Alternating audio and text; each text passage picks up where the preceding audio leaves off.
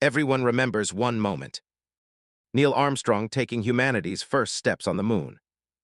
It looked like America's greatest victory. But almost nobody knows what happened before that. There was a time when America wasn't leading the space race. It was losing it. The Soviet Union launched the first satellite, sent the first human into space, and kept achieving milestone after milestone while America watched from behind. So here's the question. If the Soviet Union was winning almost every battle, how did America end up winning the war?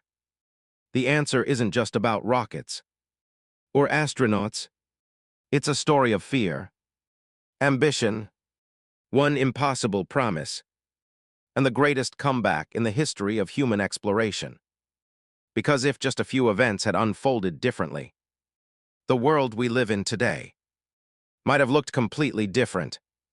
In 1957, the United States believed it was leading the world. Its economy was booming, its military was unmatched, and its technology was considered the most advanced on Earth. Then, everything changed. On the evening of October 4, 1957, a small metal sphere, no larger than a beach ball, quietly entered orbit above the Earth. It wasn't American. It was Soviet. Its name was Sputnik. It didn't carry weapons. It didn't attack a single country. It simply circled the planet, sending out one steady signal. That sound lasted only a fraction of a second. But across America, it felt like an alarm. For the first time, millions of Americans realized something they had never imagined. The Soviet Union had reached space first, and if it could place a satellite into orbit, many feared it could someday place nuclear weapons anywhere on Earth. Newspapers called it a national shock. Politicians demanded answers. Parents worried about their children's future. Schools suddenly began changing the way science and mathematics were taught. The race wasn't just about space anymore. It had become a race for technology, for national security, and for the future itself. Just 1 year later, the United States created a brand new agency with one mission: to catch up. Its name was NASA. But creating NASA didn't suddenly solve the problem. Because while America was still trying to recover from the shock of Sputnik, the Soviet Union kept moving forward. Faster, higher, further, and what happened next made America's situation even worse. America hoped Sputnik was just the beginning of a lucky streak. It wasn't. It was only the first warning.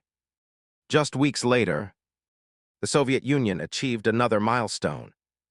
This time, it sent a living creature into space. Her name was Laika, a small stray dog from the streets of Moscow. She became the first living animal to orbit the Earth. Around the world, people watched in amazement.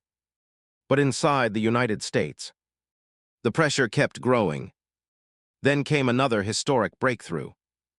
On April 12, 1961, a young Soviet pilot climbed into a tiny spacecraft called Vostok 1.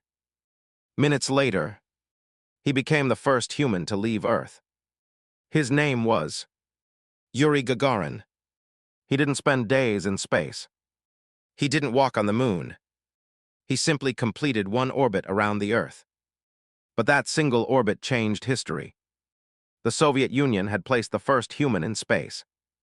Before America, once again, the headlines belonged to Moscow. And the victories didn't stop there. In 1963, the Soviet Union sent Valentina Tereshkova into orbit, making her the first woman in space. 2 years later, Alexei Leonov climbed out of his spacecraft, becoming the first human ever to perform a spacewalk.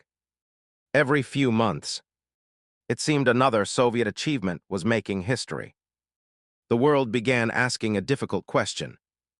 Had the Soviet Union already won the space race? Behind the scenes, American scientists and engineers were working harder than ever. But catching up wasn't enough anymore.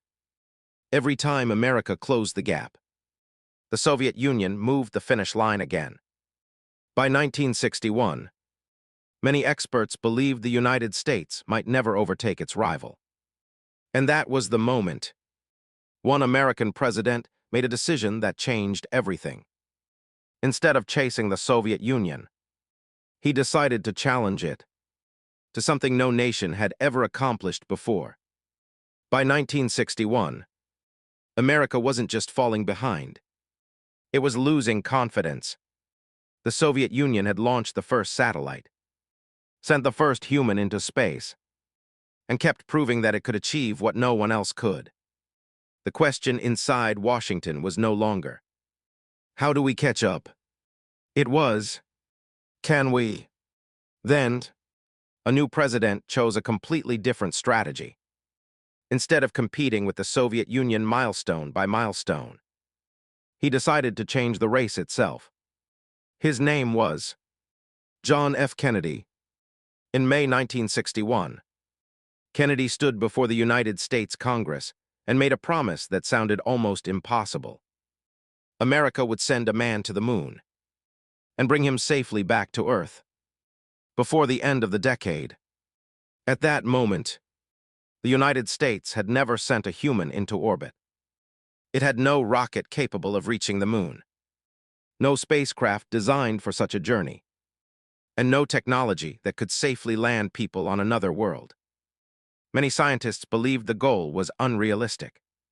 Some politicians called it a waste of money.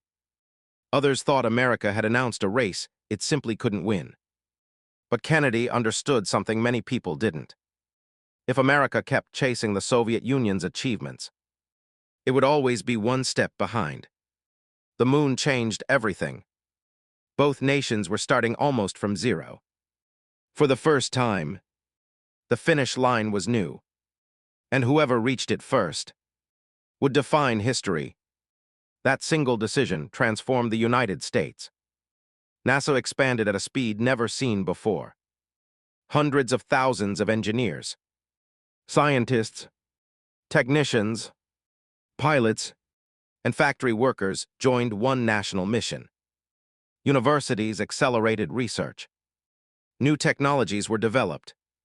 Entire industries were built around one impossible objective. America wasn't simply building a spacecraft. It was building the greatest engineering effort the world had ever seen. But making a promise was the easy part. Keeping it would require solving problems no human had ever faced before. Making a promise was one thing. Keeping it was something entirely different. To reach the moon, America couldn't simply build a bigger rocket. It had to invent technologies that didn't exist. Engineers had to solve problems no one had ever faced. How do you guide a spacecraft nearly 400,000 kilometers through space? With incredible precision, using computers far less powerful than the smartphone in your pocket today. How do you protect astronauts from the vacuum of space? Bring them safely onto the moon, and then launch them back into orbit. Before returning home, there were no instruction manuals, no previous missions, no second chances. Every solution had to be created from scratch. As the Apollo program expanded, it became one of the largest engineering projects in human history. More than 400,000 people worked on it.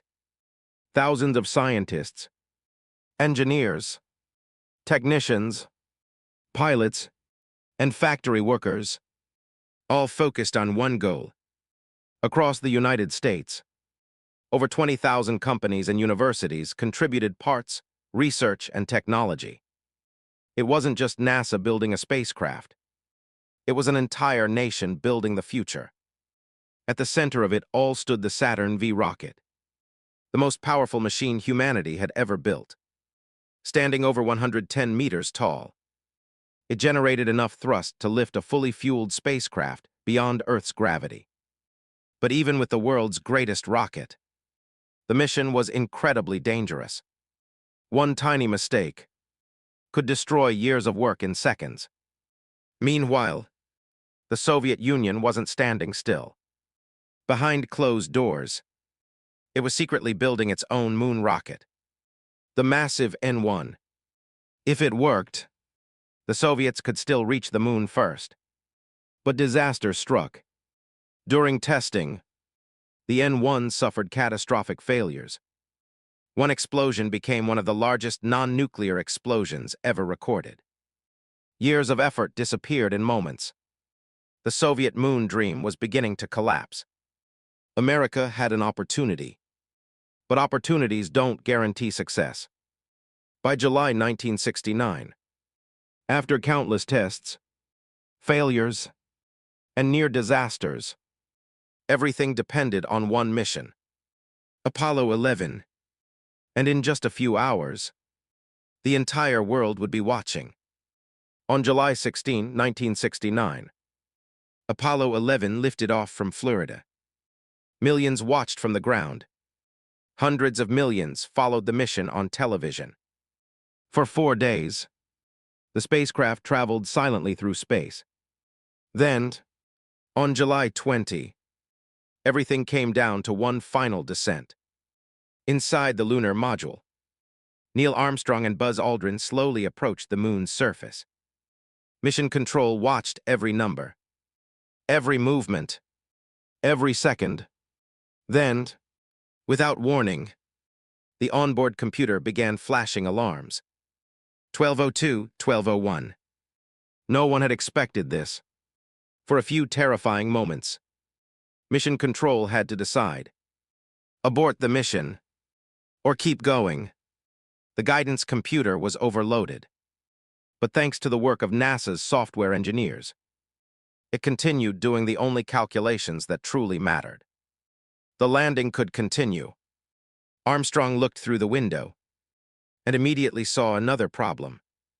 The planned landing site was covered with large rocks. If he landed there, the mission could end in disaster. He took manual control. Slowly, he guided the spacecraft toward a safer area. Every second, the fuel supply dropped lower. Mission Control could only watch. 30 seconds of fuel remained. Then 20. The lunar module continued descending. The silence inside Mission Control grew heavier. Finally, the words everyone had been waiting for arrived. Houston, Tranquility Base here. The Eagle has landed. The room erupted. Years of pressure, billions of dollars, and the hopes of an entire nation had survived. Hours later, Neil Armstrong stepped onto the lunar surface. His first footsteps became one of the most iconic moments in human history. At almost the exact same time, the Soviet Union's secret moon program was falling apart behind closed doors. The race that had begun with Sputnik had reached its finish line. America had done what only a few years earlier had seemed impossible. But the moon was never the greatest prize. The greatest victory was still waiting to reveal itself. When Apollo 11 returned safely to Earth, the headlines declared that America had won the space race. And in many ways, it had. The nation that once watched Sputnik in fear had placed the first humans on another world. But history didn't change because of one flag or one footprint. It changed because the impossible had suddenly become possible. The race to the moon forced scientists and engineers to solve problems no one had ever faced before. Those breakthroughs didn't stay on the moon. They came home. The computers built for Apollo helped accelerate the digital revolution. New materials found their way into aircraft, hospitals, and everyday technology. Advances in communication, navigation, weather forecasting, and engineering transformed industries across the world. The space race didn't just change space exploration. It changed life on Earth. And perhaps the greatest lesson wasn't technological at all. It was human. Only 12 years earlier, America had been watching from behind. The Soviet Union seemed unstoppable. Many experts believed the United States might never catch up. But history isn't written by those who begin in first place. It's written by those who refuse to stop moving forward. The space race was never simply about reaching the moon. It was about proving what people can achieve when a nation unites behind one impossible dream. Today, more than half a century later, humanity is preparing to return to the moon.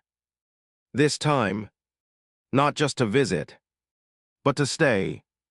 And after that, Mars, the next chapter of exploration has already begun. But none of it would have been possible without the race that pushed humanity further than anyone believed it could go. America may have won the space race, but the greatest victory belonged to every generation that dared to look at the night sky and believe that impossible is only temporary. Every great achievement begins with one impossible dream. This is WhyVerse, where history explains the future.